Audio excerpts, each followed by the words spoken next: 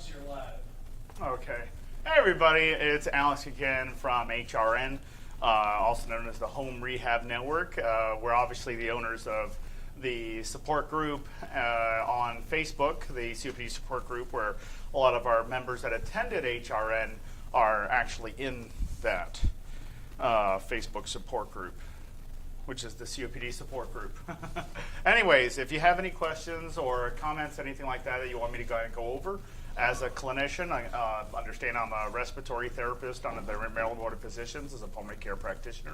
If you have any specific questions you'd like to relay with me, please go ahead and write in the comment section, and I'll be happy to address that as they come on. On today's topics, we're going to talk about how I can cope with bronchiectasis and what can be done for symptoms.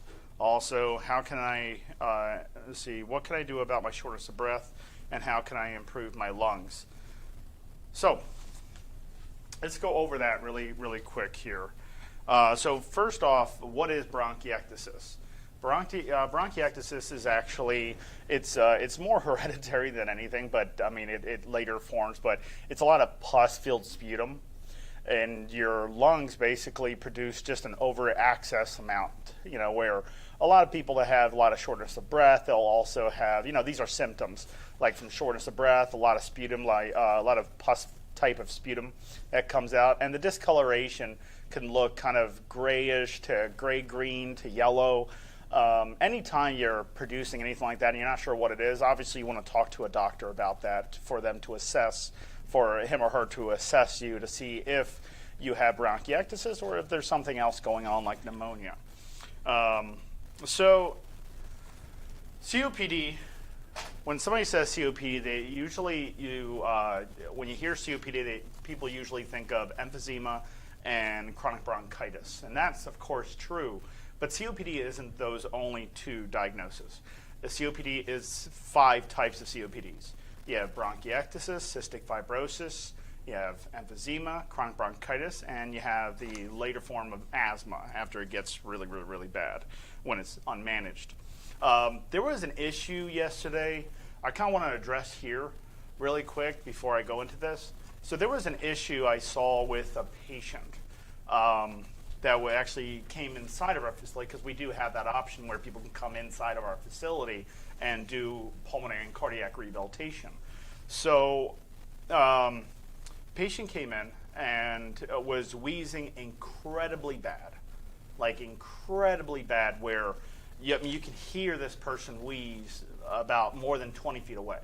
I mean, he was wheezing that bad where you could hear, like really bad. So, of course, I gave a nebulizer treatment. I double-checked the medication list to see what medications the person was on. But the person was on meter-dose inhalers and a lot of dry powder inhalers.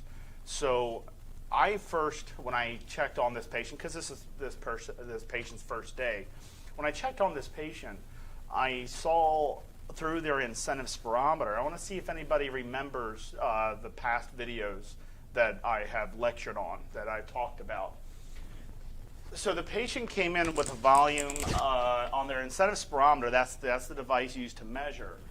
And his was about a little over 500, so let's say about 750 milliliters. 750 milliliters, okay? Also, to qualify for a meter-dose inhaler or a dry powder inhaler, you have to be able to hold your breath for about 10 seconds, okay? So, meaning to allow the medication to travel all the way into the lungs, it's best I could say laminar to turbulent flow going inside the airways, but that might sound too sophisticated and too technical. So I'm going to make this very easy to understand. If you cannot inhale deep enough, you might not be able to bring that medication into the lungs in the first place. Okay? If you cannot breathe in deep enough, that medication that you're spending all this money for out of pocket, when you go to a pharmacy to pick up these medications, so you're picking up these medications, and let's say you're paying like $400 out of pocket for all these medications that your doctor wants you to do every month. Well, there are certain requirements in order for that medication to go into the lungs itself. So there's some qualification rounds. One thing, you have to be alert and oriented. You can't be dozing or feel like you're so fatigued or you're tired 24/7 and you don't even know what time of day it is or what day it is or anything like that, and you probably forget your name. That type of person probably wouldn't qualify for a metered dose inhaler or a dry powder inhaler. Then that person, according for qualification, would have to be able to hold their breath for 10 seconds and has to breathe in at a certain speed and volume, meaning how fast I breathe in the medication matters. How fast I breathe in the medication matters. It matters tremendously. So if I inhale shallow, like 750 milliliters, and I'm spending all this money on a medication, it might not actually meet deposition, meaning it might not actually go down deep enough. I see this a lot of times, and of course I fixed this problem. I talked to our Chief Medical Officer, Dr. Naveed Shaw, about this situation, and all the medications he's taking they're the right ones, but they're the right types of medications, but the patient cannot administer them properly. Okay, so technically, even though they're the right medications, they're the wrong type of delivery device. So let's say I have here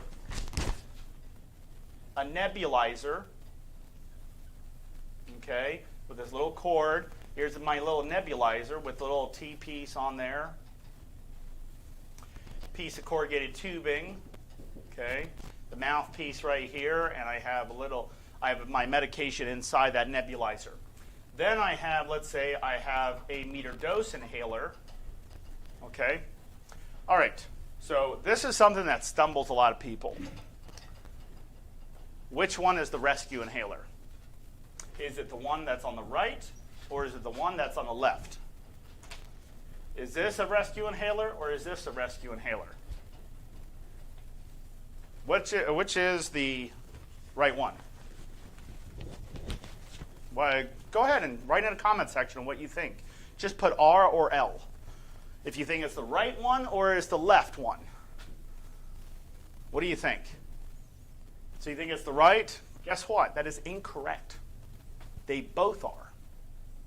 You see, the delivery system is different. The delivery system is different. Okay? The delivery system is different. No, the right one is wrong. That is wrong. They both are. You see, this is albuterol as well as this is albuterol. It's the same type of medication. Exact same medication will give you the exact same side effects and give you the same exact onset of action, like the full action of that medication. They're both the same. This is a rescue just as much as this is a rescue. This person couldn't take that because the volume was at 750, so they have to be, you have to take away the metered dose inhaler and move them to a nebulizer, because nebulizers are kind of like foolproof. Okay, nebulizers are foolproof. What I mean by that is when you take a nebulizer treatment, let's put it in a different situation like this. Let's say this, okay? Let's say this. You have a person that wheezes really, really bad, okay? And I say, all right, you have two options, your metered dose or your nebulizer. And the person says, oh, I hate that nebulizer. I prefer my metered dose inhaler. And I say, they're both the same medication though, right? I prefer my metered dose inhaler. I say, why? Patient says, well, the nebulizer makes me feel jittery, makes me feel like I drank a bunch of coffee. The metered dose doesn't do that. Only the nebulizer does that. I said, that's interesting. They're the same exact medications, but one is giving you side effects, and the other one is not giving you pretty much any side effects. Maybe a placebo side effect where I feel the relief mentally, but maybe it's not actually happening. Okay? Metered dose inhalers, as well as nebulizers, they're the same exact medication depending on what you're putting in that nebulizer. If they're both albuterol, then the side effects should be exactly the same. The reason why somebody wasn't feeling as much side effects with a metered dose inhaler is because it didn't meet deposition. It never went deep enough for that patient. Versus this, because if they took this properly, if they took this meter dose inhaler properly, they would feel the same exact side effects as the nebulizer. But the fact that that person felt no side effects with the meter dose inhaler, but felt all the side effects with the nebulizer, means the nebulizer met deposition, the meter dose inhaler did not. Kind of crazy when you think of it like that, don't you? Okay? Just because you're giving, and mind you, if somebody ever asks you, which one's the rescue inhaler, you're going to say both. Because you can't take this one, why can't you take that one? Because you can't breathe in deep enough to get that medication deep enough. And maybe it's the way you're using it. Maybe we should use a spacer. Maybe we should do this or do that. Yeah, there's a lot of ways to get that medication in you. But it's how somebody takes the medication is so important. Okay? So this patient, after I gave him the medication, is feeling the side effects, which is good, because that lets me know that it's working. So the patient was alleviated, but I had a lot of sputum right afterwards. A lot. Okay? So as a respiratory therapist on my patient, as a respiratory therapist, I obviously did chest physiotherapy. Now, we talked about chest physiotherapy. Shannon, one of our respiratory therapists, came and did a video about chest physiotherapy, and she was patting on my back. If you don't remember or you haven't seen that video, go back to the other videos until you see the one with chest PT, and you see Shannon, okay, on there. And she's the one actually doing that on my back, okay? So I did chest physiotherapy on the patient because that's what you do when somebody's severely congested. Why did the person have so much congestion after the medication? Does anybody know the answer to that? Why did the patient have so much congestion after they took that medication? So let's say we have an airway. Okay? This is our airway. And let's say it's very well inflamed. All this loose tissue is kind of constricting. And the diameter is actually not that bad, actually. So let's make it where it's a little bit more troublesome. Let's put the diameter. Okay, so it's when that person inhales and exhales, you hear wheezing, right? So as soon as I take that medication, the albuterol, it dilates. What happens to all this loose tissue that's causing the wheezing? What happens to that? Well, as it reduces, as it dilates, and it goes back to a good normal, all that loose tissue, all that fluid fill from the globulin mast cells that produce those enzymes to create congestion, will actually, as it dilates, high pressure follows low pressure, so that all that fluid-filled congestion, all right, that inflammation, okay? Remember, it's not congestion yet, not yet, okay? Once it dilates, you're going to have all this fluid that was on the other side of the tissue moving into the airway as it dilates. So the reason why somebody that took the medication all of a sudden was coughing up a lot of stuff directly after, at least after 5 minutes, is producing a lot of congestion, is because that person was severely wheezing. They had a lot of inflammation. That lets me know that the medication, like the steroids and the other medications he was on, was not the correct ones either, because they should have been managing that. Okay, they should have been managing that, and they were not. If you heard this person coming in, I'm just glad they went to us, to be honest, okay? Because this person I don't think was being taken care of that well, okay? Not by us, of course, because I took care of that person. But I don't think that person was managing their medications properly. I don't think they were taking it as prescribed. Or they were not or that person was not administering the proper medications at the proper time. So there was a lot of things up where I'm going to have to educate this person a lot. But now there's another problem with that. The person has not very good memory. So how do we fix that, everybody? Person has not good the memory isn't so good. Long-term memory is fine, but that's different from short-term memory. Okay? Long-term memory is fine, but short-term memory is a little tougher. So the person's memory to remember things was different. So the way I would do it for this person to remember is constantly say the same thing over and over and do a recall. Meaning, if I said, how out of breath do you feel? And 10 being the worst, 0 being the least. And the person says, I don't know, like a 5 or 6. And so, okay. And what is 10 supposed to be? That's the worst. 0 is supposed to be the what? I forget. What is 0 supposed to be? The easiest, right? On breathing? Okay. And then I will let 5, 10 minutes pass. And I'll repeat the same question, but in a different format to see if they can remember what 10 was and what 0 is and what is a Borg scale.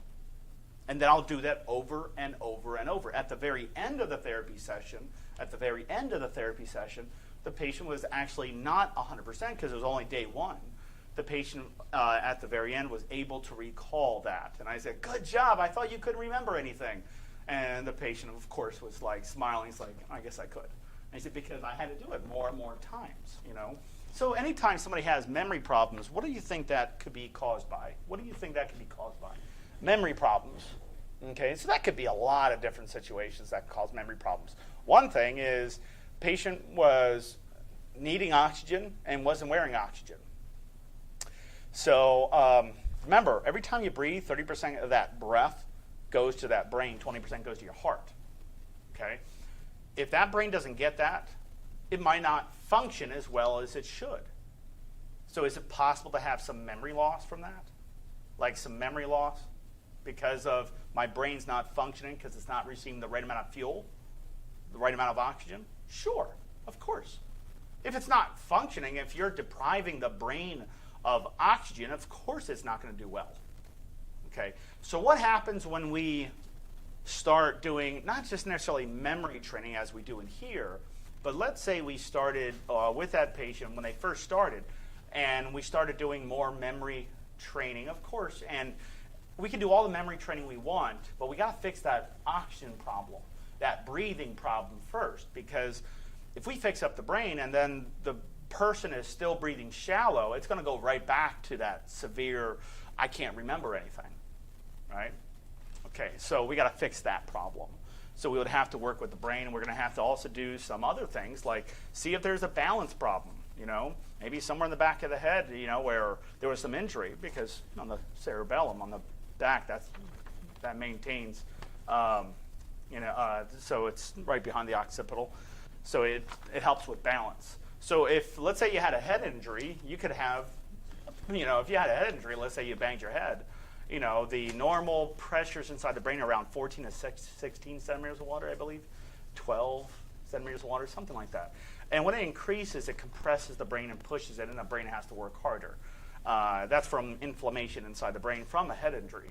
So, so usually what we would do with that, of course, they would have to get that resolved first, because we can't have somebody working out with a brain injury, especially if they have to bend down, lean over, or something like that might exacerbate that problem. So we obviously don't want something like that. All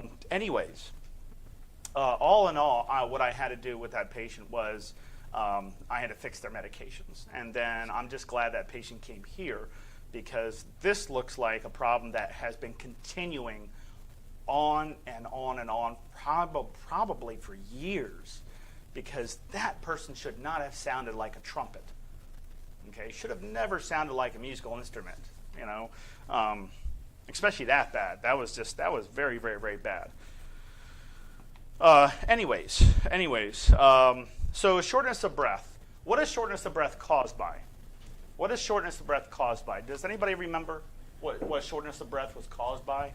Does anybody remember that? Is it caused by oxygen, or is it caused by CO2?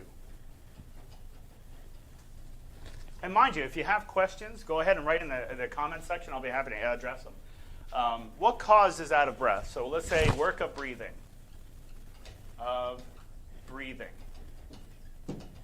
What causes work of breathing? Is it oxygen? Or is it CO2? Which one? What do you think? Is it A or is it B? Go ahead and write up your answers. Is it A or B? Well, best guess. Best guess. Is it A or B? Work of breathing, is it caused by Lack of oxygen or too much CO2? B is correct. Very good. CO2 is the right answer. Very good, Sandra. And Facebook user, I don't see a name on yours, so it just says Facebook user. But YouTube people, yes, you are correct.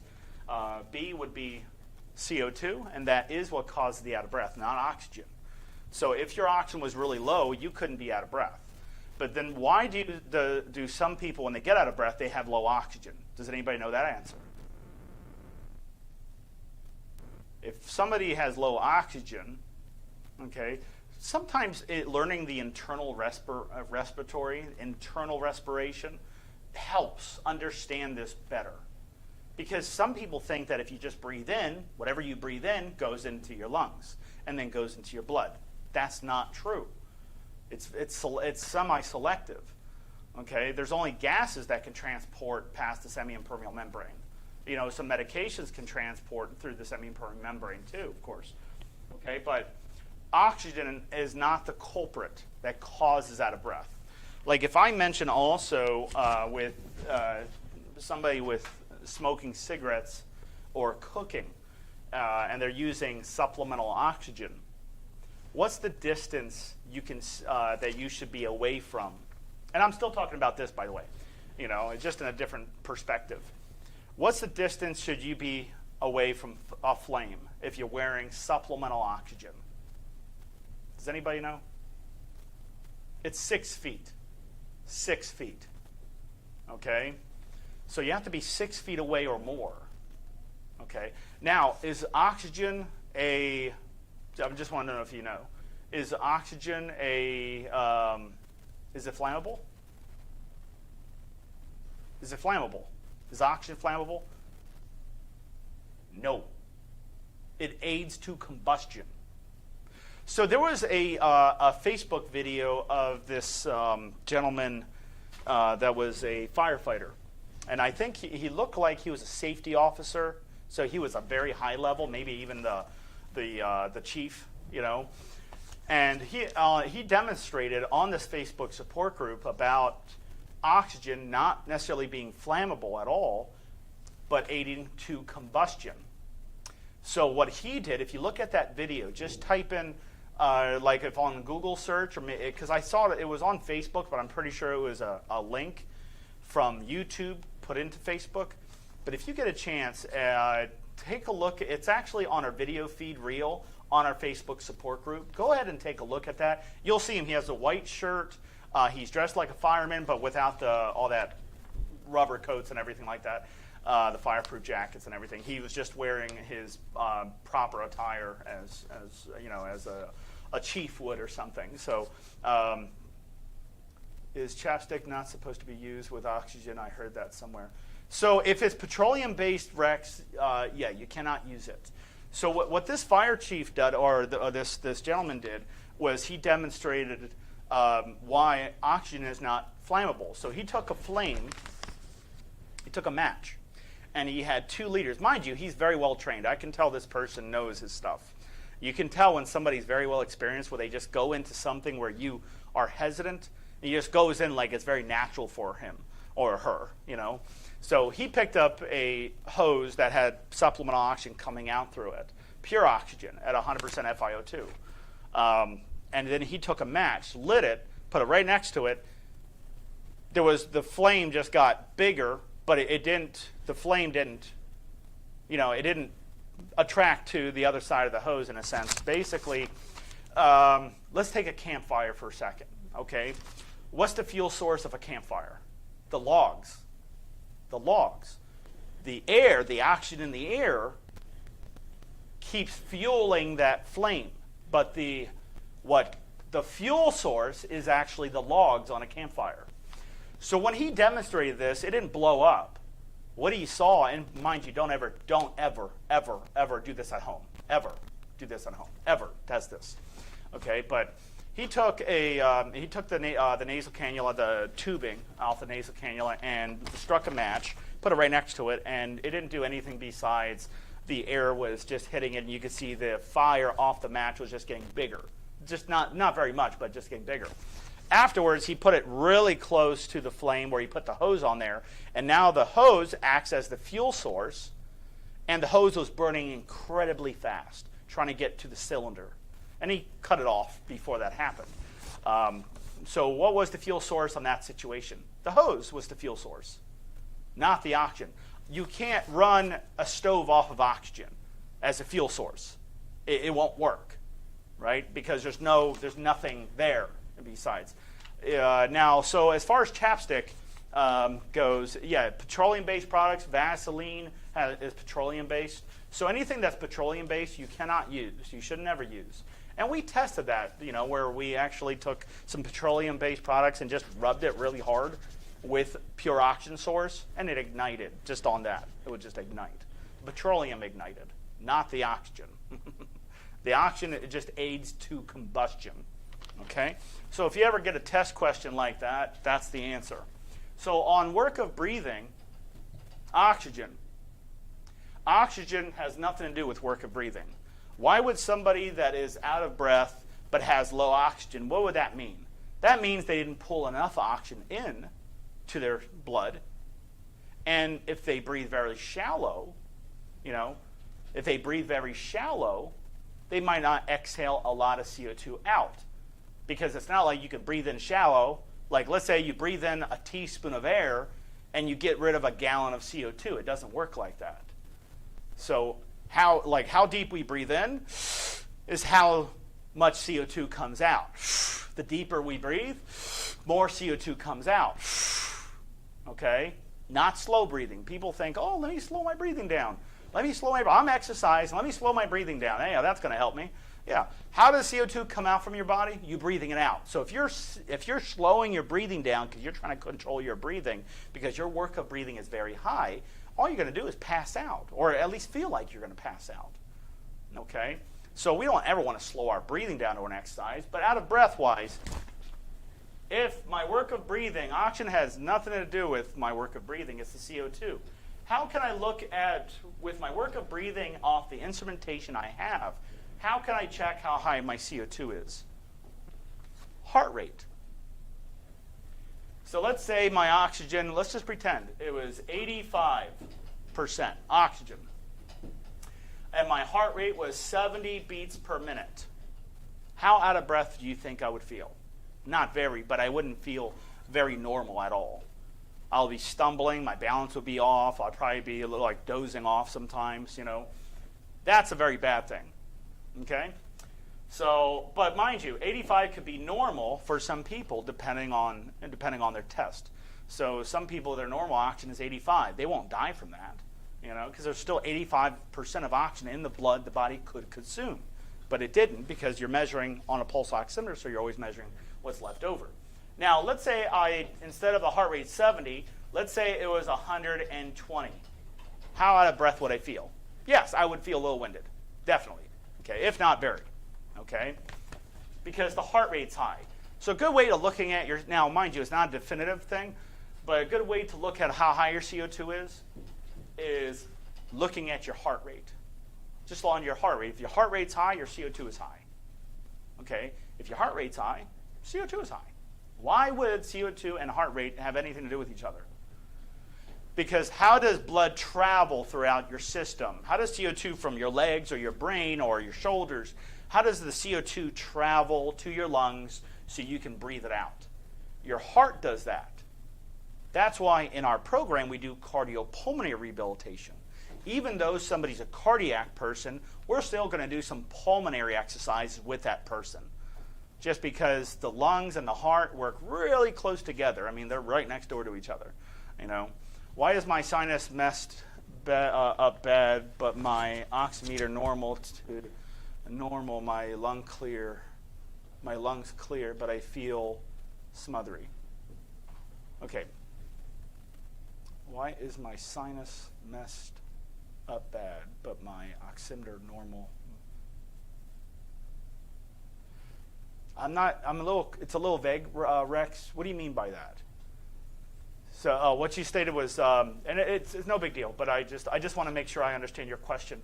Rex Loop said, why is my sinus messed up bad, but my oximeter normal? My lungs clear, but I feel smothery. Okay, remember, oximeter readings have nothing to do, in a sense, have nothing real, like oxygen doesn't really necessarily have a lot to do with, like when CO2 climbs, that's different. Now, if you're feeling like, let's say you wake up in the morning, and I'm not saying this is you, Rex. I'm just bringing out a situation because the question is a little confusing to me. But let's say you woke up in the morning and you're gasping for air. What does that mean? You wake up at 2 o'clock in the morning and you're gasping for air. What does that mean?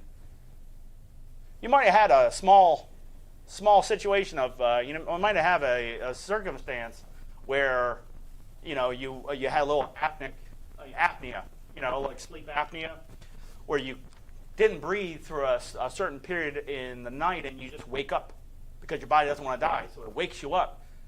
So people that usually have obstructive sleep apnea, and Dr. Shaw can bring this up easily, people that have obstructive sleep apnea usually wake up throughout the night. They don't have a full night's rest. They might sleep 2 to 3 hours a night. If you ever find obviously you can't really monitor unless you put a recorder next to your bedside. You can't really monitor your snoring, but your spouse can, because your spouse is probably not going to go to sleep very well, right? So if you have a spouse or you're just curious, just do a sleep study. Just ask your pulmonologist if you need to do a sleep, because this is a very important thing. I mean, sleep is extremely important. You got to give your body rest. You have to give your body rest.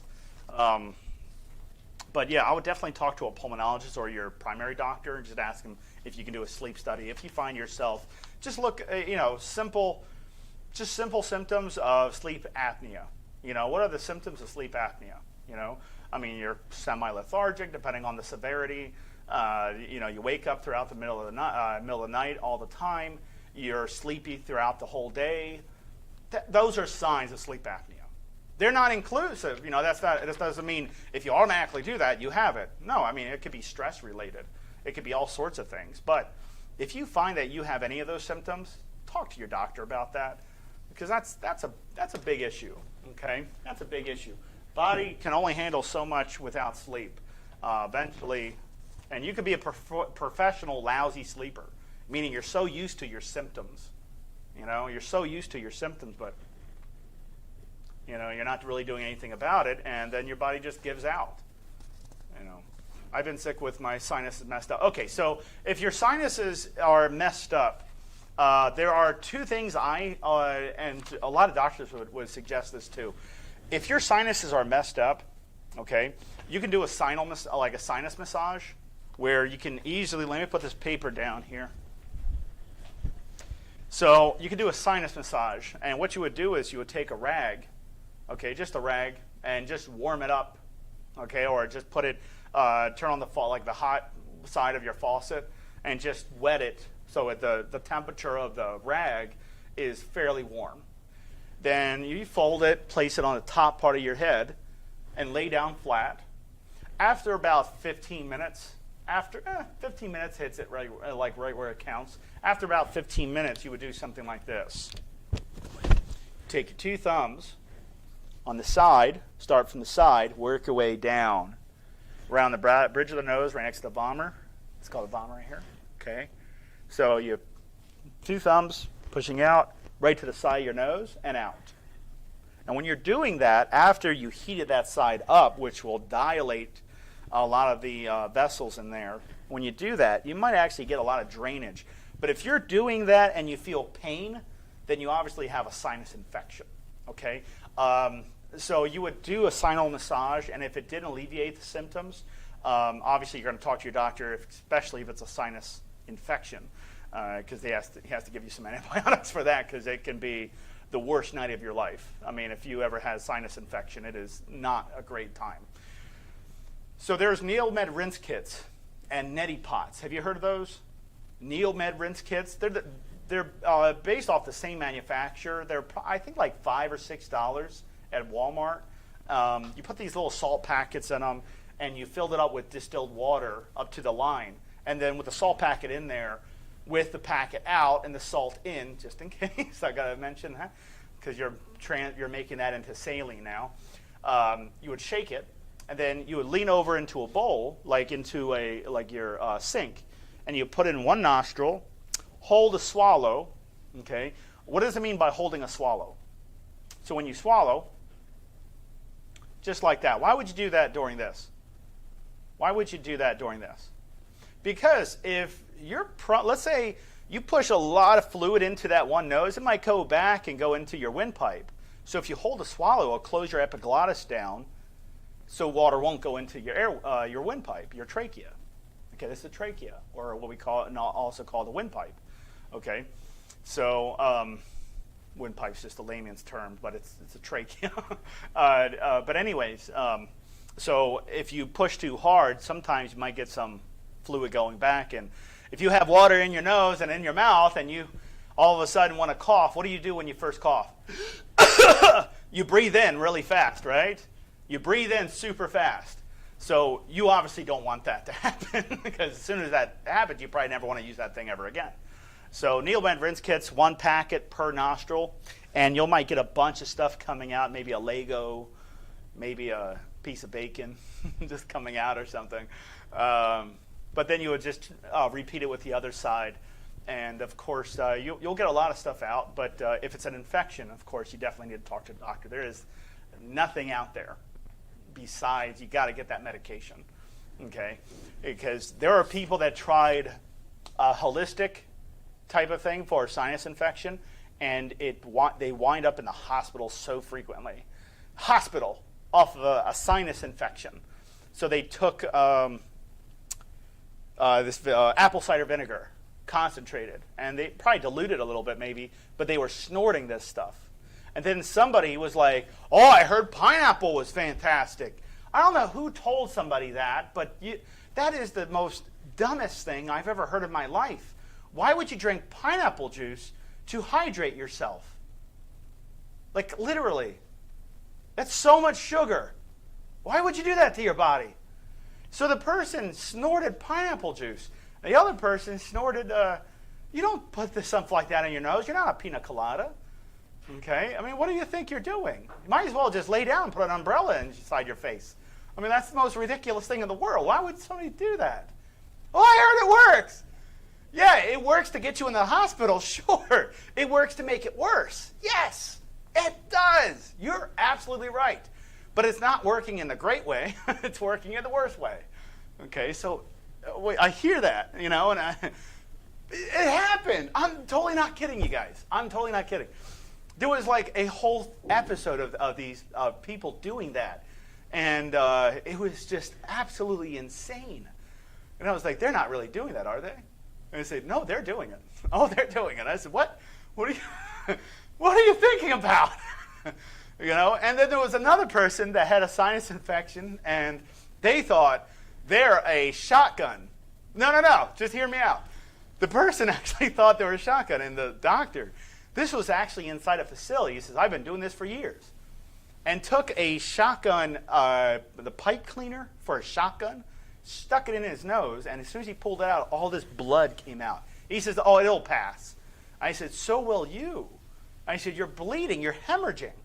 And, we walked into this room. I walked into the doctor, with the doctor inside this patient room, and we saw him in action, because we were like, how is he getting all these infections? And so we walked in after this care plan meeting, walked in and saw him in action doing that. And the doctor right away was like, you're not a gun!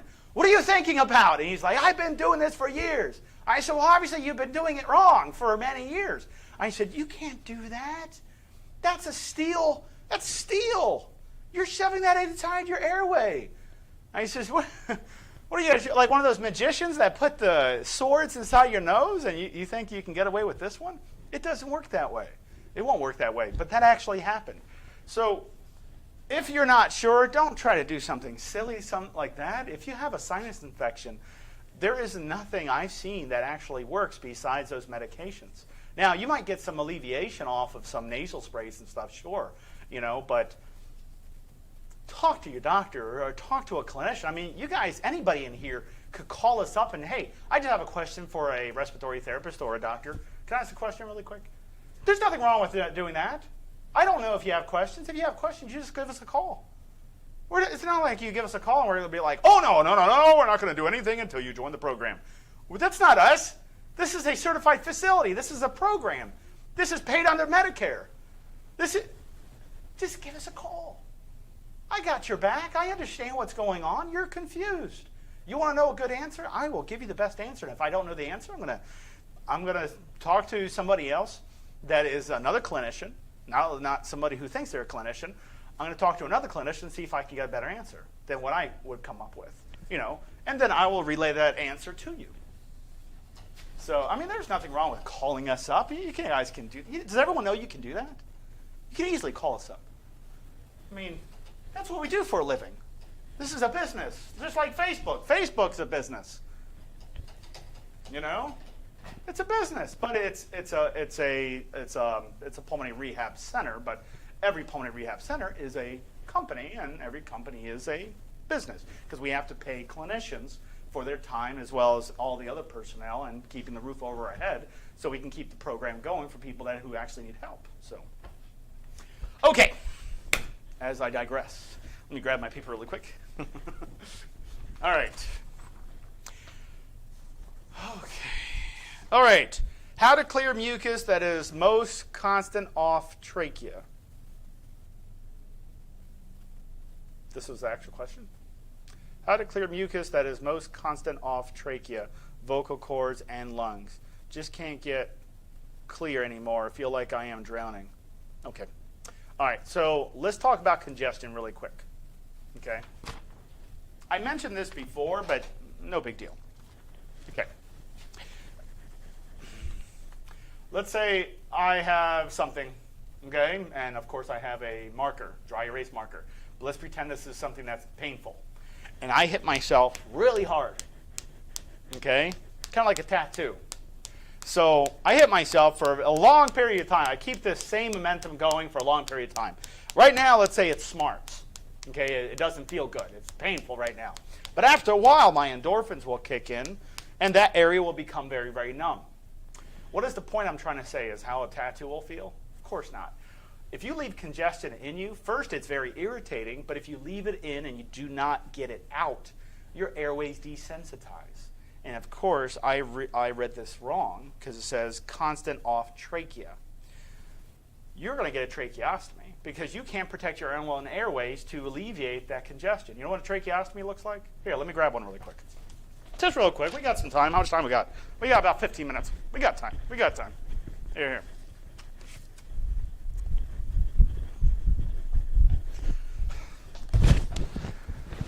Can we get a close-up on this? This is a trach. I don't want to say dummy, but this is a trach dummy. We teach healthcare providers and we teach people who have trachs how to clean the trachs correctly, how to do different types of things. And of course, when we teach clinicians, we teach them how to decannulate, how to do all sorts of stuff. But anyways, on a trachea, let me take this tubing off. Usually there will be a 4x4 gauze that isolates the barrier from this polyvinyl to the skin. So there's a gauze that usually goes there. It's called a 4x4. So we put that there to separate the barrier because that might actually make it irritating. So that hole is about 2-3 centimeters above the carina. Carina is like right around there. So right where the mandibrium is. So if I had a skeleton, but right here, where it comes down to the center of my neck, that's called the mandibrium. So you have xiphoid process, gladiolus, mandibrium, clavicles, goes down to humerus, and that's not funny. So mandibrium is right behind that is your carina. That's the separation inside your airways where it separates from the left and right hemisphere inside your lungs. Okay? So we put a hole and we insert something like this. Obviously, always go in the side. And of course, you have a stylet, and you would put that in there. Okay? We give this to people that cannot protect their airways. You leave congestion in you that long, you're going to desensitize your airways, meaning anything can enter when you breathe in. Anything can enter, and your body won't respond to it anymore like it used to. Like as soon as some foreign particle comes in, your body's so used to having so much junk in it that it just doesn't it's not sensitive enough to actually feel like, oh, that's not a big deal. I have everything else in here anyways. So your body doesn't respond to that. That means your airway's not protected anymore. You'll get mucus plugging, you'll get all sorts of problems, a lot of pneumonia, constant pneumonia and stuff like that. But congestion is a big problem. You always want to try to remove that congestion. Once it's desensitized, you can resensitize it, but you have to do a lot of bronchial hygiene. You have to drink plenty of water, a lot of chest physiotherapy, maybe even a vibrational vest, like a chest PT vest. You can use one of those. But there's a lot of ways of doing it. Flutter valves. There's a lot of ways of clearing it out. But with congestion, now the question was how to clear mucus that is most constant. So let's do a huff cough. Does anybody remember what a huff cough looks like? What a huff cough is? Okay. I would definitely recommend following us on YouTube, Instagram, and Twitter, as well as the Facebook page. Can you write the phone number onto the whiteboard real fast? Sure. That you mentioned earlier that people can call? Yeah, sure. The phone number, no problem. Our phone number is 410. That's our area code. 871-4601. Okay, so it's 410-871-4601. Okay, you can easily just go to our website. I mean, it's homerehabnetwork.com, and the phone number's there too, and you can even communicate with us on there. So, all right. How to clear your lungs that is most constant off trachea, vocal cords, and lungs. And that's verbatim what I'm reading off of here. Just can't clear it anymore, feel like I'm drowning. Okay, so let's do a huff cough. Now, let's bring up a situation here and see if you guys can troubleshoot the situation. All right? I want my guys, my team, meaning my patients that are in with me, I want you to shout out. And if you know these answers, because you should know these answers. All right? Good morning. I want you to shout out. If you know these answers, answer them. Because a lot of these people can use your help too, especially when you're learning all this stuff from us and how to do bronchial hygiene and how to remove congestion, how to do a huff cough, and what it is a proper cough. First off, on a cough, the deeper the breath, the bigger the grab of congestion. So if I cough like this, maybe nothing's going to happen. You might get something out of your vallecula. That's on the base of your tongue. Might get something around your vallecula. Sublingual goes down. Tongue goes down. Epiglottis is right here. Tongue's right here. Right there, that curvature, that's called vallecula. And a lot of times congestion sits on that spot. So let's first define a good cough. A good cough is the deeper the breath, the more grab of congestion. The deeper the breath, the more deep I pull. Okay, so if I take a deep breath in, most likely, if there's anything in my lungs, it's out. But if I breathe shallow, might not be enough pressure. In that case, take a fist. Don't knock yourself out. Make a fist. Put it on your stomach. You can even take a pillow. Okay, put on your stomach. Push in below your xiphoid process, not on your chest, and around your stomach, around where your diaphragm's at. Okay, push in as you cough. So you take a deep breath in. Push in. That will increase pressure because now you're pushing with your arms, plus you're giving all the strength you have for that diaphragm, okay? So when you do that, it's called splinting, okay? If you do that, you'll increase pressure and produce a better cough. So if your cough is very weak, you definitely want to start strengthening up on respiratory muscle training, but if that doesn't work for you, let's try a huff cough. Now, a huff cough is I have to be either sitting down, okay, and I'm going to be leaning over. Why would I lean over? Does anybody know why would I lean over on a huff cough? Because if I'm sitting up straight and I put fluid on top of my hand, gravity's going to pull it down really quickly. But if I lean over a little bit and I put congestion on there, it's going to come down slower because it's pushing down on the surface area of my skin. So when I do a huff cough, I don't want to be sitting up straight. I want to be leaning over, putting my elbows on my knees. I'm going to take a deep breath in. Now, mind you, the second breath is the most critical one. I'll demonstrate. So I'm going to take a deep breath in. Then I'm just going to huff. Now, when I huffed, maybe I pulled up some stuff about halfway. So on the second breath, which I said was the most critical, if you try to breathe in too quick, you will lodge that, whatever you just brought up, back in again, maybe even deeper. So that's not what you want to do. So the second breath, you got to breathe in slow this time. So let me repeat this. First breath, then the second breath, breathe in slower. Okay, and then get rid of it. Pop it out. A lot of times you might, when you huff cough, you might swallow that congestion. It's not a big deal if you do. But you want to try to spit it out, especially if that's a lot of stuff. But swallowing will be just fine anyways. It's actually pretty normal. So a huff cough. Now, if a huff cough wouldn't work, what should I do? Let's say my congestion is very thick. Here, let me give you a different situation here. Let's say I am coughing, but nothing feels like it's coming out. It just feels like it's sliding up but coming right back down. What's my problem? You do realize this is experience that's teaching you. This is something I do every single day. You know, in here, I do this all the time. So I'm very familiar with the do's and don'ts and the contraindications to all sorts of stuff when it comes to these types of techniques. But let's say you feel like you're severely congested. You cough, but you feel the congestion coming up, but it doesn't come all the way out, and it just feels like it slides back down. What's my problem? Best guess to anybody. Write in the comment section. What's my problem? So if you're not answering, no big deal. That is grade A inflammation. Grade A inflammation. That is not congestion necessarily.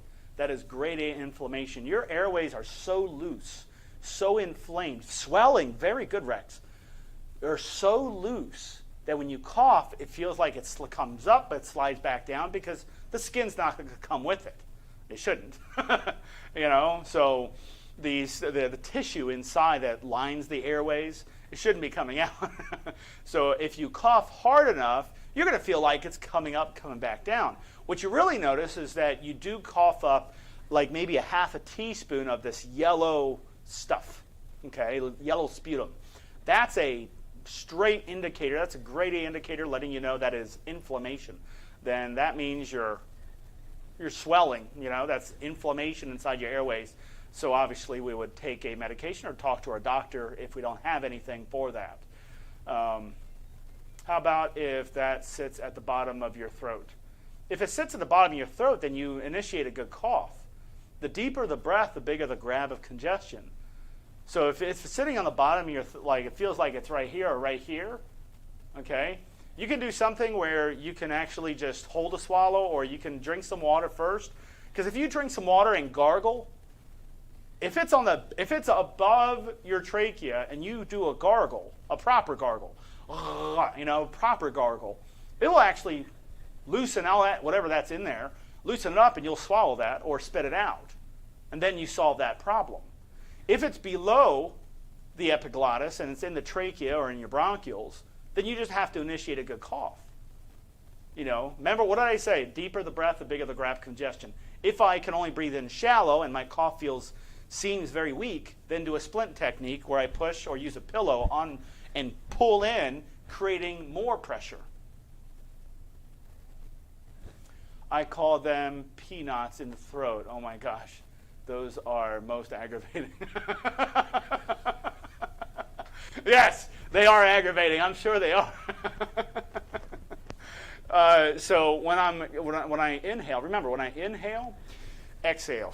Regular breathing can actually help mobilize secretions, especially when your cilia is moving the congestion. In your throat, you have cilia, those little small hair follicles. Their job is to pull that congestion out continuously. But if somebody smokes, let's say somebody smokes or is around some forms of environmental exposures like smoke inhalation, it will paralyze those. That means congestion is not coming up. You see, your lungs are not meant to be dry. They're meant to be wet. They're meant to be moist. So, and people don't realize they swallow quite often throughout the day, they don't even realize they do. Your body's autonomic with that. Once it feels congestion, it's going to try to swallow that. Use the cilia to bring it up. That's how cilia works inside your airway. It just brings it up, and you're pretty much you're solid after that. If it's not paralyzed, if it's paralyzed, you're just going to have to wait the 2 week zone. 2 weeks. As long as you're not around the exposure, it takes about 2 weeks for your cilia to go back, in a sense. So, other than that, if anybody, I drink mullein leaf tea every night, and it helps. Fantastic. If it helps, keep going with it, you know. But that's all I have for today. Now, please follow us again. If you're not following us, we would like replying to Kona, what does it help? Oh.